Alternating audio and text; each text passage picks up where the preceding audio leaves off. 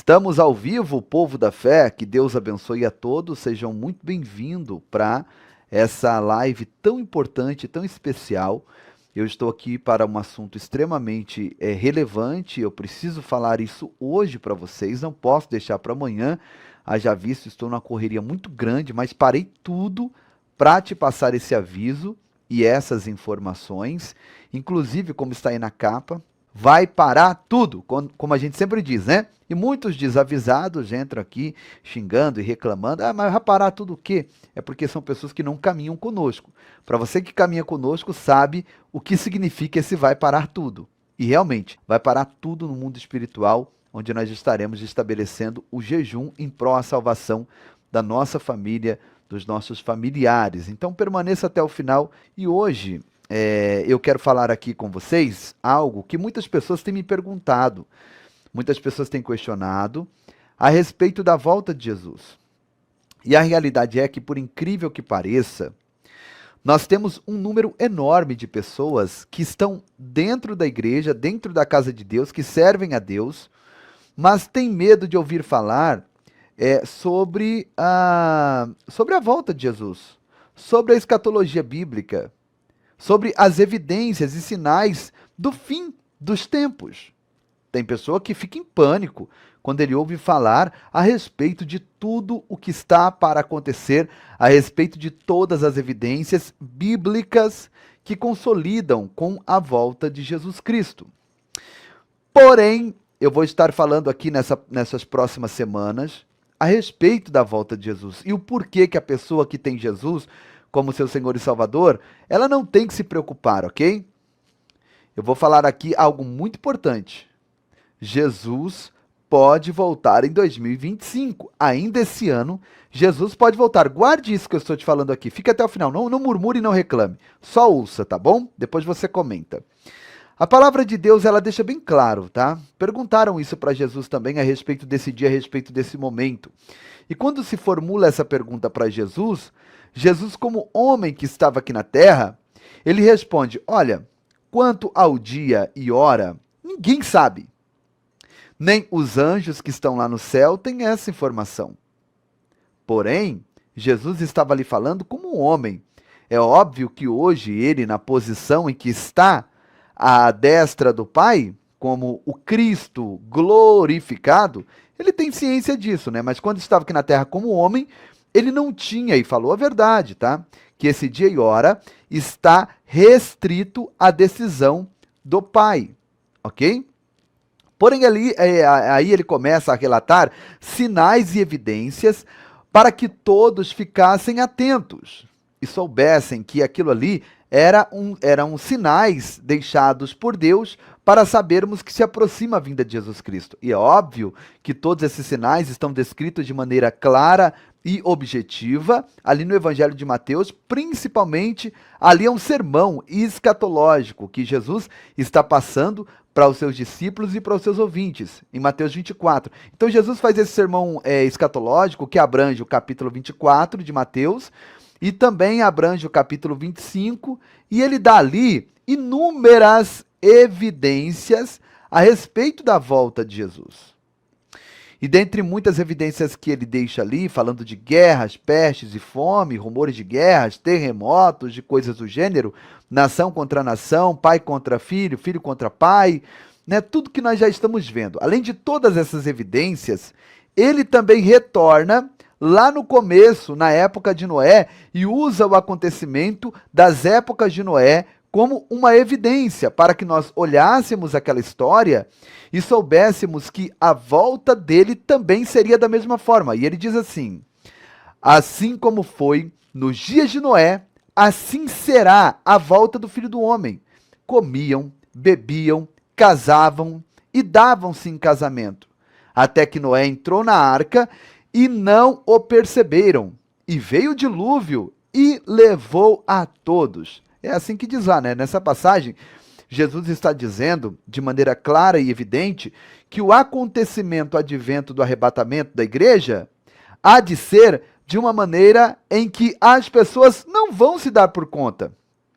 As pessoas vão estar tocando a sua vida regularmente, Como ele diz aí, de comer, beber, casar, dar-se em casamento, ele está dizendo assim, olha, vão estar numa rotina normal. As pessoas vão estar indo para o shopping, para a churrascaria, para a pizzaria, para o casamento, para o aniversário, para a praia, para o trabalho, vão estar vivendo normalmente. Não vai acontecer nada de uma maneira sobremodo a falar assim, vou me arrumar agora porque Jesus vai voltar amanhã. Não. Não será dessa forma. As evidências estão bem claras, todas elas já se confirmaram, todas as evidências de Mateus 24 e 25 já se consolidaram. Então o que eu posso dizer para você? Não resta mais nada. Jesus pode voltar a qualquer momento. Eu vou dizer uma coisa para você. Uma evidência, um sinal que seria considerado quase que impossível de acontecer para o mundo inteiro, você já sabe que ele já aconteceu. Aconteceu em 1948. E eu vou te falar qual foi esse sinal que era o mais difícil. Ninguém acreditava que isso aconteceria e já aconteceu há 76 anos atrás. Esse sinal é o sinal da restauração, tá? A restauração política e geográfica de Israel.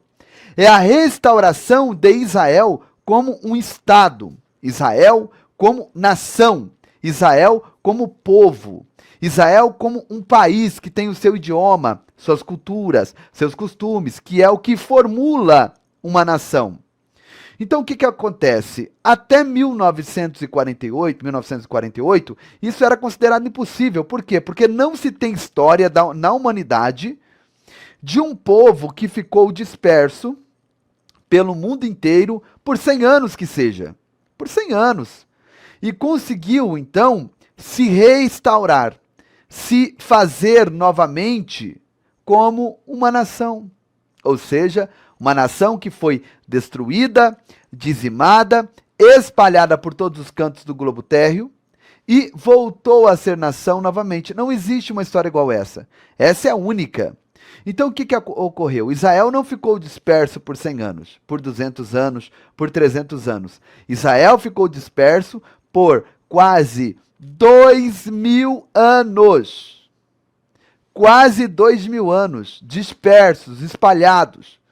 Qualquer nação normal que ficasse esse tempo disperso, espalhado pelo mundo, a primeira coisa que perderia era o idioma. O idioma sumiria. O idioma seria evaporado. A sua cultura, os seus costumes, as suas tradições seriam todas esquecidas e apagadas. Vocês estão entendendo? Então o que aconteceu com Israel foi algo impossível humanamente acontecer. Uma nação ficar dispersa quase 2.000 anos, guardar o idioma, guardar o costume, guardar a cultura, guardar as tradições. Então ninguém acreditava mais na restauração de Israel. E aí, quando todos falavam assim, não tem como isso acontecer. Para você ter uma noção, no começo do século XX, ninguém acreditaria nisso. Era ponto pacífico, Israel acabou. Israel é coisa do passado, já era. E para honra e glória do nome do Senhor Jesus, para se cumprir a palavra profética que isso aconteceria, o que acontece? Graças a Deus, em uma reunião na ONU, que foi presidida, liderada por um brasileiro, o nome dele era Oswaldo Aranha, nós vimos essa profecia se cumprindo, e ali naquele dia, no mês de maio de 1948, Israel foi reconhecida pela ONU como nação, como povo, e foi ortogado uma fatia da terra que sempre lhe pertencia, e ali então começou o retorno, o regresso dessa diáspora que a Bíblia chama, ok? Então esse era um sinal mais impossível de acontecer, gente, e já aconteceu há 76 anos atrás. Agora, nós não temos mais nenhuma evidência tão grande e impossível de acontecer, para que possamos dizer assim, ainda falta isso para Jesus voltar. Não falta mais nada para Jesus voltar. Estamos vivendo tudo o que Jesus narra em Mateus 24 e 25. Cabe a mim e a você nos preparar e nos prevenir. Aí você vai dizer assim, mas por que, pastor? Jesus não falou pelo menos o ano, pelo menos a década, o mês, para que nós pudéssemos nos aproximar mais dele, nos consertarmos nesse período. Sabe por que Jesus não fez isso? Porque todos nós correríamos o risco de perder a nossa salvação. Por quê? Porque vamos supor, eu fico aguardando, se Jesus dissesse o dia, o mês, o ano, se eu tivesse ali, sei lá, com 26, 27 anos, eu diria, ainda falta muitos anos. Sabe o que eu vou fazer? Eu vou curtir minha vida, eu vou viver, eu vou usufruir, eu vou fazer tudo que eu sentir vontade e depois, quando estiver chegando próximo, talvez com um mês, 2 meses, eu vou lá e me conserto, me arrependo, me humilho, peço perdão, fico certinho e aí Jesus volta. E qual o risco que teria com isso, pastor Giovanni? O risco que teria com isso é que para a volta de Jesus, para eu me encontrar com Jesus, não depende única e exclusivamente do arrebatamento. Eu estou aqui hoje, eu posso morrer daqui a 5 minutos. Eu posso sair ali na rua e ser atropelado. Eu posso estar andando na rua e ser atingido por uma bala perdida. Eu posso sofrer um grande acidente. Eu posso ter um infarto fulminante. Eu posso ser acometido com a doença fatal. E o que acontece se eu estivesse vivendo dessa forma? Com certeza, eu perderia a minha salvação. Então, eu e você precisamos entender que, independente do arrebatamento da igreja e da volta de Jesus, ele pode voltar para mim hoje. Ele pode voltar individualmente para mim daqui 5 minutos. Por quê? Porque depois que morrer, não tem mais o que fazer. Os nossos amigos católicos, depois que morrem, vai lá, faz missa do sétimo dia, missa de um mês, missa de um ano, missa de 7 anos, e essa missa não tem valor nenhum. Está queimando velas à toa. Use essa vela para iluminar sua casa no dia que falta energia. Não podemos fazer nada por quem já morreu. Por quê? Porque a palavra de Deus lá na carta aos Hebreus, capítulo 9, versículo 27, diz o quê? Ao homem está ordenado morrer apenas uma vez. Segue-se depois disso o juízo final. Você está entendendo? Após a morte não tem mais nada que ser feito. Nós vamos ver também isso naquela história do rico e Lázaro. Lá diz que o rico até pediu uma chance de voltar aqui na terra para ser um grande evangelista e evangelizar toda a sua família. E não lhe foi concedido esse pedido. Ele disse assim, olha, Abraão, o pai Abraão falando, né? Lá eles têm a lei e os profetas. Se eles não ouvir lá os que estão pregando a minha palavra e ensinando, muito menos quem já morreu e voltou. Então, quando uma pessoa morre, não se pode fazer mais nada. E é por isso que nós, cristãos evangélicos, quando vamos fazer um culto fúnebre, nós não oramos por quem está ali no caixão. Nós oramos pela família, pelos amigos, por aqueles que ficaram. Único e exclusivamente para que Deus venha consolar. Porque não tem mais oração e mais nada a ser feito. Se ele morreu salvo, ele está descansando. Se não morreu salvo, já está condenado. Então, no nome de Jesus Cristo, nós que servimos a Deus, não temos que temer quando estamos ouvindo aí as profecias dos fins dos tempos, que fala de guerra, de rumores de guerra, de peste, de fome, de pandemia, tá? E coisas do gênero. Não temos que temer isso. Se você serve a Deus, você não tem que ficar com medo. Ah, me dá até medo de ouvir essas mensagens. Ah, falando que o mar vai ficar revolto, que vai haver tsunami, furacão, terremoto, maremoto, guerra, né? Vai vir uma outra peste, vai vir uma outra doença. Tudo isso vai acontecer mesmo. É ponto pacífico. Não temos que temer isso. Por quê? Porque ainda que Deus permita alguns desses acontecimentos enquanto nós, como igreja, estivermos aqui, nas dores de parto, nós seremos guardados, meu irmão. Seremos protegidos. Ainda que Deus permita, sabe, uma pandemia pior do que essa que nós vivemos, nós estaremos protegidos. Ainda que Deus permita uma tsunami pior do que aquela que houve lá na Ásia, lá na região da Ásia, que pegou vários países, nós estaremos guardados e protegidos. Eu não tenho que temer essas coisas ruins que vão acontecer e estão acontecendo sobre a terra. Por quê? Porque eu estarei debaixo das potentes mãos de Deus. O que diz o Salmo 91? Aquele que habita no esconderijo do Altíssimo, à sombra do Onipotente, descansará. Meu irmão, pode estar aí a peste que for, guerra, rumor de guerra, eu estou na sombra do Onipotente. Eu não tenho que temer. Se você está temendo é porque tem alguma coisa errada. Se você está temendo é porque tem alguma coisa errada na sua vida. Se você está temendo, então pode ter pecado escondido, pecado oculto, e tem coisas que precisa consertar. Então entenda uma coisa, se a pessoa tem medo dessas coisas aí do final dos tempos, essa é a maior evidência que essa pessoa não está preparada para se encontrar com Jesus.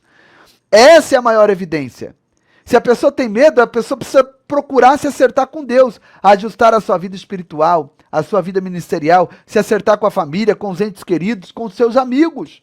Procure corrigir e reparar o teu altar pessoal. Porque se a pessoa tem medo, é porque tem alguma coisa errada e não é com o mundo nem com os profetas.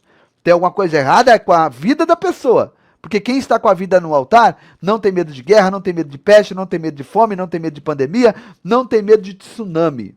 Ele sabe que o que está guardado debaixo das potentes mãos de Deus. E nós estamos guardados e protegidos debaixo das potentes mãos de Deus. Não tememos mal algum. Amém? Eu também vou falar aqui nos próximos dias sobre a grande tribulação, tá?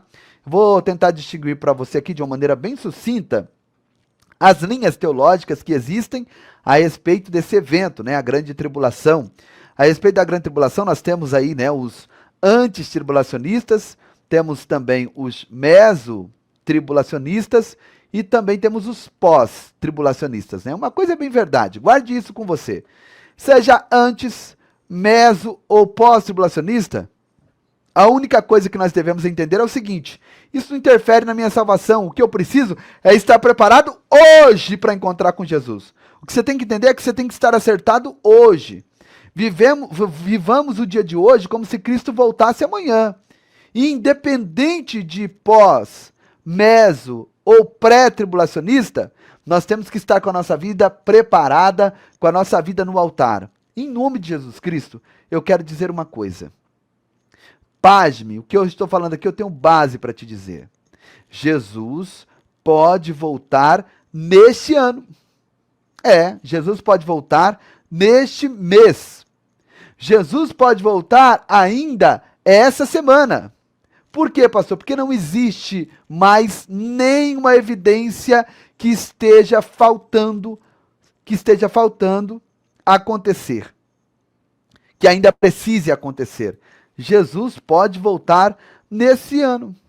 Como é que está a sua vida perante Deus? Como está o teu coração? Como está a tua alma? Então, no nome de Jesus Cristo, se prepare. E nós estaremos aqui nas próximas semanas, nos próximos dias, trazendo mensagens contundentes para você entender o quanto se aproxima a volta de Jesus Cristo. Amém? Em nome de Jesus. Se você quer que outras pessoas sejam alcançadas com essas palavras, não aquelas de prosperidade, de casa, carro do ano, coisas do gênero, em nome de Jesus, nos ajude, porque esse tipo de mensagem não agrada muitas pessoas. As pessoas gostam de ouvir que Deus está dando carro, que Deus está dando a casa. Eu sei que Deus abençoa, Deus dá casa, Deus dá carro, Deus dá saúde, Deus dá prosperidade. Isso é muito bom. Mas a primazia do evangelho não se resume a essas questões. Essas questões são consequências de buscar a Deus. A Bíblia diz, buscai o reino de Deus e a sua justiça, e as demais coisas serão acrescentadas. Basta ser um crente fiel, buscar a presença de Deus de uma maneira sincera, isso vai acontecer na minha vida automaticamente. Então, vamos buscar a Deus, vamos fazer a obra de Deus, vamos servir a Deus na prática. O evangelho na prática não é esse evangelho empapuçado, esse evangelho de gritaria, esse evangelho de caicai, de reveladura. E outra coisa, meus irmãos, dom não é salvação, existem duas classes de pessoas. Existe o homem de Deus e o homem que é usado por Deus. O homem de Deus é aquele que tem atitudes de homem de Deus. E o homem que é usado por Deus é só diante das pessoas e no altar. Pelas costas, no seu particular, é outra coisa, né? Vai chegar diante do trono de Deus e dizer, Senhor, no teu nome eu curei as pessoas, no teu nome eu profetizei. E Jesus vai olhar, apartai-vos de mim. Jesus vai olhar e vai dizer, né? Apartai-vos de mim, porque eu não te conheço. Agora, vamos praticar as verdades do Evangelho. Pastor, como é que eu pratico as verdades do Evangelho? Quando eu renuncio à minha carne, quando, eu entrego a minha vida para Jesus. Você que está aí agora, aceita Cristo como teu Salvador. Escreva, eu quero Jesus nos comentários. Nós estaremos orando por vocês, tá? Escreva, essa é a tua oportunidade de confessar a Cristo diante dessa multidão de pessoas que vão assistir esse vídeo. Escreva, eu quero Jesus, e nós vamos orar por você, tá? E também a prática das boas obras. Obras não salvam, né? obras é para galardão, mas todo salvo manifesta as obras. É automático. Obras não é para salvação. Obras é para galardão, galardoação, né? Para sermos galardoados por Deus. Mas todo aquele que é salvo pratica as boas obras. Eu vou te mostrar aqui uma situação. Toda vez que a gente fala, né, de trabalho missionário evangelístico, as pessoas vão embora. As pessoas não gostam. Né? As pessoas acham assim, ó, eu não tenho nada a ver com isso, não é minha responsabilidade. E as pessoas se esquecem que a última ordenança de Jesus foi essa. Ide por todo mundo, pregai o evangelho a toda criatura. E aí a gente prega o evangelho, não é só olhando no olho da pessoa e dizendo assim, oh, Jesus te ama, hein? Jesus salva, Jesus é o caminho. Eu tenho várias formas. E eu tenho que evangelizar de todas as formas possíveis. De todas as maneiras que estiver ao meu alcance. Quando Jesus disse, ide por todo mundo, e às vezes eu não posso ir fisicamente por todo mundo. Então, eu evangelizo fisicamente aqui onde eu moro, na cidade onde eu estou, no estado onde eu vivo, no país onde eu estou, evangelizo fisicamente. E lá nos confins do mundo? Lá eu vou com a minha contribuição. Eu evangelizo com a minha ajuda. Então, de qualquer maneira, ainda que eu não vá para a África, ainda que eu não vá para os ribeirinhos, evangelizando, eu estou lá através da minha contribuição. Isso é tido como um ato de evangelismo missionário com Deus. Eu estou alcançando essas vidas. E nós temos esse trabalho, e esse trabalho é mantido por pessoas como vocês, que amam o trabalho missionário. São vocês que me ajudam.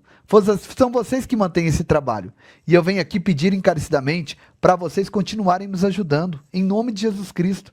Junto à minha oferta com a tua oferta, nós vamos alcançar um número enorme de crianças.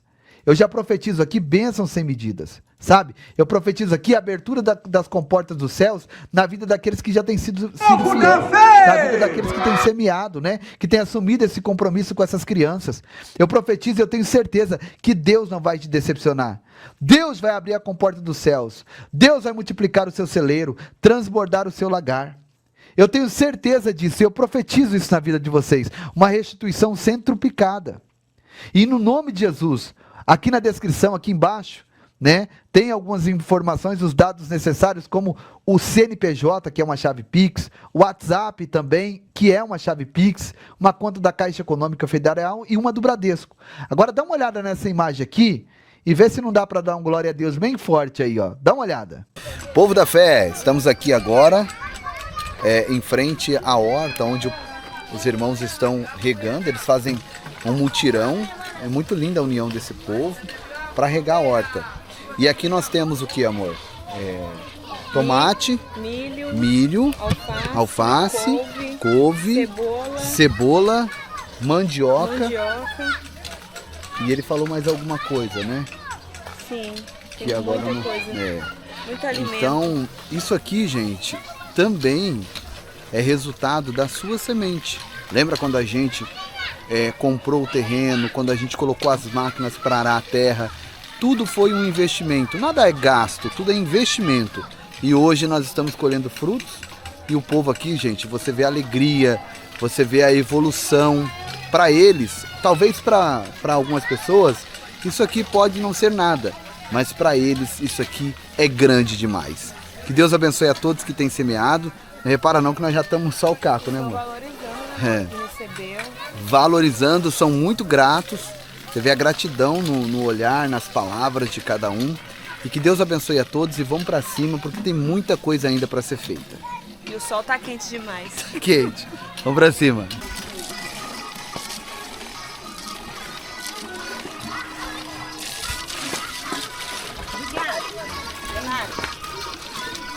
Aqui.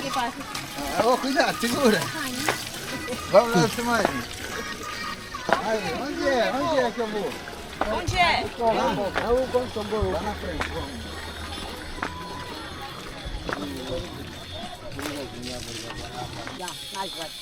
vamos. Aí já. Água para crescer.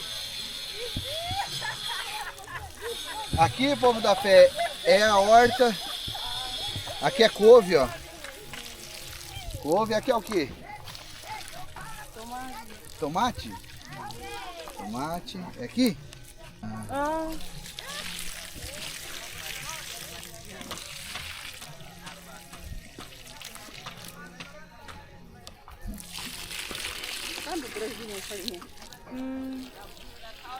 Aqui não.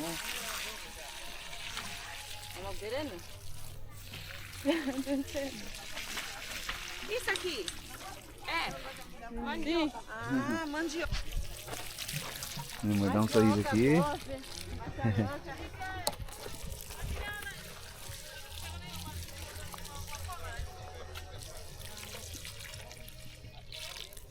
Vamos, Fernando. Pastor Fernando, aqui tem o quê? Tomate, Tem tomate, couve,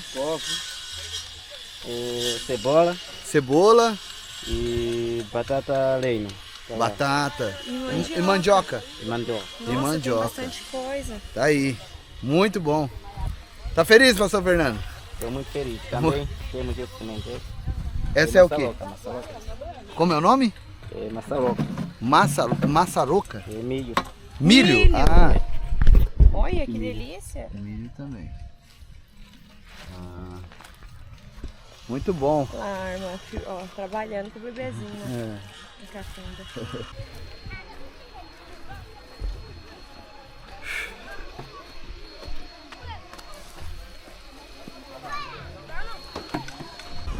Olha, gente, alface. E aqui é couve, né? E aqui? Aqui não é nada. É meio couve também. É mesmo? Tá pequenininho. E temos também milho. Muito bom, pastor Fernando. Também. Glória a Deus, né? Glória a Deus nas alturas. Vamos regar os tomates aqui, gente.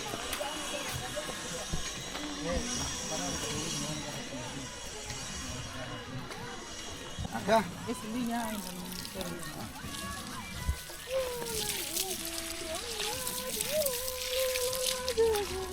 A irmã tá animada, hein?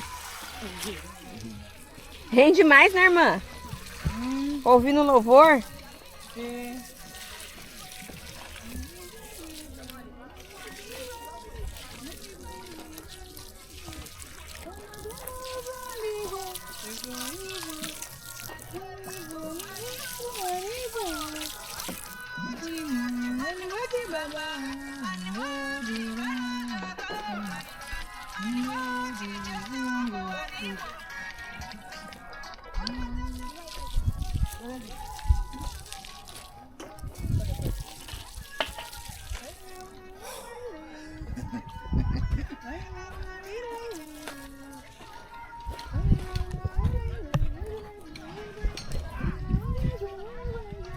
Tá filmando aí, mano? Olha. Aham. Tem muito mais que a gente vai colocar, né? Frutas, manga, melancia, banana, glória a Deus. E eu creio que esse trabalho, gente, só tem a crescer com a sua ajuda, com a sua contribuição. Eu não tenho dúvidas de que a mão de Deus continuará estendida para abençoar a todos nós. Eu peço a sua ajuda, não abandone esse trabalho, não abandone essas crianças. Aliás, a Bíblia diz que a alma generosa, o generoso prosperará.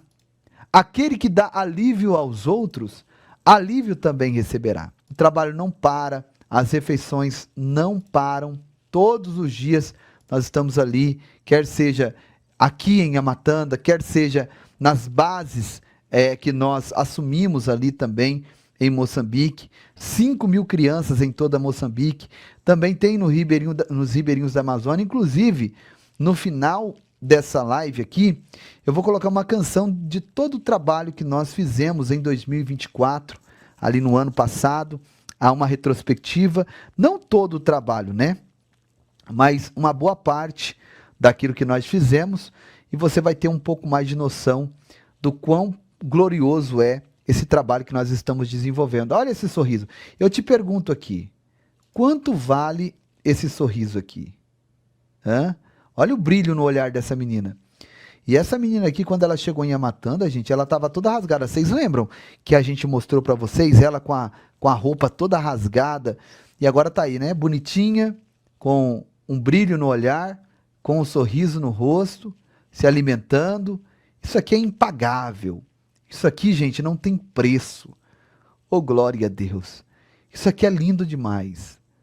é glorioso a gente ver o que Deus está fazendo através de todos nós. E eu quero contar com a sua ajuda para que esse trabalho continue, para que essa obra não venha parar, para que esse trabalho não venha parar. Vamos para cima, a escola tem que ser construída. Vou mostrar para vocês a escola. Queridos irmãos, graça e paz, quero saudar a todos os irmãos do Ministério Povo da Fé. Estamos aqui hoje depois da partida do pastor Giovanni para o Brasil. Ele está a caminho para o Brasil agora, mas estamos ainda aqui avançando no trabalho, conforme os irmãos estão vendo a construção da escola. Já colocamos os ferros, já enchemos os pilares, estamos terminando essa parte frontal. Depois precisamos colocar outros ferros, que é a viga geral, e dar de novo continuidade levantando as paredes, e precisamos também colocar o piso. É o que vai gastar mais, né? O maior custo financeiro será aqui, onde nós estaremos colocando o piso e o telhado. São duas fases que realmente vai gastar muito a condição aqui financeira, mas realmente precisamos, né, investir. Precisamos investir para concluirmos aqui a nossa escola. Ainda temos a terra aqui para podermos completar as salas de aula. Que benção, projeto abençoado. Deu para entender aí? Ficou claro o projeto da escola? Bem explicadinho para vocês? Agora é só ir para a execução, né? Ir para a execução desse projeto. E tem o nosso trabalho também lá nos Ribeirinhos da Amazônia, que é um trabalho também muito especial, aonde nós cuidamos de mais de 3 centenas de crianças aqui no Brasil. Inclusive em outubro estarei lá.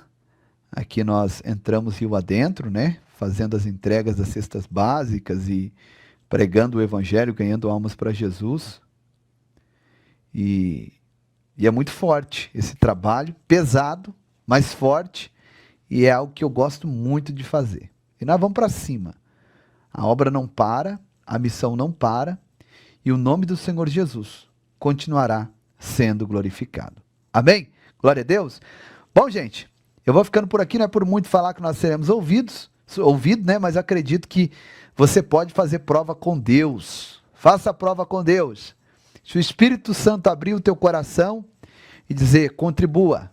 Se você sentir aquela paz, aquela leveza, você envia a sua semente e você vai ver a prosperidade de Deus, a multiplicação de Deus em cima da semente que você enviou.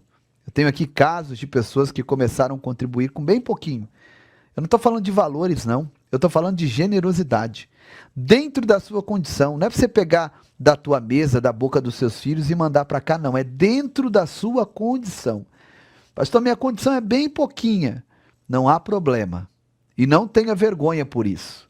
Porque esse pouquinho, na mão de Deus, é muito. Lembre-se que, nas mãos de Deus, 5 pães e 2 peixes alimentaram uma multidão de mais de 5.000 homens, fora mulheres e crianças. Esse é o poder do nosso Deus. Deus abençoe, amo vocês, obrigado pela companhia, obrigado pela fé de vocês, por acreditarem no Deus do impossível, por jejuarem juntamente comigo. Essa unidade é que move as mãos de Deus. Beijo, povo da fé, valeu e até a próxima oportunidade. Povo da fé, muito obrigado a todos os irmãos do Brasil.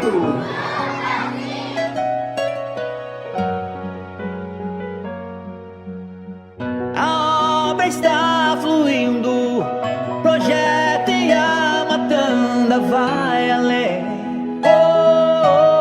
2024, tantas coisas que fizemos juntos, que não dá pra resumir numa só canção. Logo em janeiro nós levamos energia pra igreja e pra comunidade, já é realidade. 3 refeições semanais pra mais de 500 crianças, levando esperança. Em fevereiro um desafio, em investimento de 50 mil para fazer a cobertura da igreja, da nossa igreja. Mas a obra se iniciou, pois na frente vai o Senhor. Fizemos doações de roupa em massa para a criançada, pra criançada. Em março a cobertura da igreja foi finalizada com muita fé. Iniciamos a construção da escola Povo da Fé. É a nossa escola. Em abril fizemos grande festa pras mulheres e começamos a atender também outros lugares em Moçambique, e as refeições sempre aumentando mais. E em maio nós salvamos uma vida, a vida da menina Margarida. Construímos tantas casas, levamos brinquedos para a criançada, furamos um poço artesiano para trazer mais água. E em junho a construção da torre, com a bomba pra água subir. Que em julho nós finalizamos, novas casas sempre a construir. E as refeições sempre aumentando mais. As refeições sempre aumentando mais. No mês de agosto, tratamento médico. Já desparasitamos as crianças. Desparasitamos toda a comunidade. No mês de setembro, assistencialismo para as crianças albinas era uma necessidade. E roupas de frio, agasalhos e cobertores para as famílias da comunidade. Em outubro abrimos novos caminhos. Na Amazônia atendemos ribeirinhos, levando alimentos e brinquedos. Pois jamais vamos deixar sozinhos. E em novembro, as muitas feridas nós saramos. Ajudamos o menino santo. Documentos que nós já conseguimos fazer Para a sua vinda ao Brasil. E em dezembro, um alqueire em terras nós compramos. Pra uma grande plantação fazemos e ajudar a fome combater. Construímos uma casa para Margarida e entregamos pra vovó costejar a casa que um dia sonhou ter. Ministério Povo da Fé. Esse foi só um pouco do que fizemos em 2024. E se Deus nos permitir, muito mais faremos em 2025. Então, estamos lá no distrito de Nhamatanda e com este trabalho junto com o pastor Giovanni, que trouxe realmente esta realização, porque quando nós trabalhávamos por conta própria era muito difícil. O pastor Giovanni praticamente nos encontrou que nós estávamos fazendo pão e suco, era o que nós conseguíamos fazer por nossa conta própria, mas a nossa vontade era fazer carne, fazer o frango, fazer Café era muita água coisa. quente com pão, né? Água quente com pão e um pouquinho de açúcar. Não tem lá leite, não tem lá o próprio café, era só isso. E o pastor Giovanni nos encontrou nesta situação e começou a nos dar força lá. E os irmãos do Povo da Fé também junto conosco, lutando, sacrificando. E hoje, graças a Deus, passamos de 1 saco de arroz, 2 sacos de arroz, 3 sacos. Agora estamos com quase 6 sacos de arroz por cada refeição, por causa do número das crianças. 6 sacos, estamos a falar de 150 quilos por cada refeição. Eu sou ruim de Então, matemática. não é uma tarefa fácil. Não. Aí mesmo na região aí já tem gente que também faz um trabalho com criança, mas já os 6 sacos de arroz ninguém consegue fazer, não. E parece que Deus manda, né, onde tem mais alimento, criança, cada vez mais o número tem aumentado. Porque sai criança de tão longe para chegar só para se alimentar.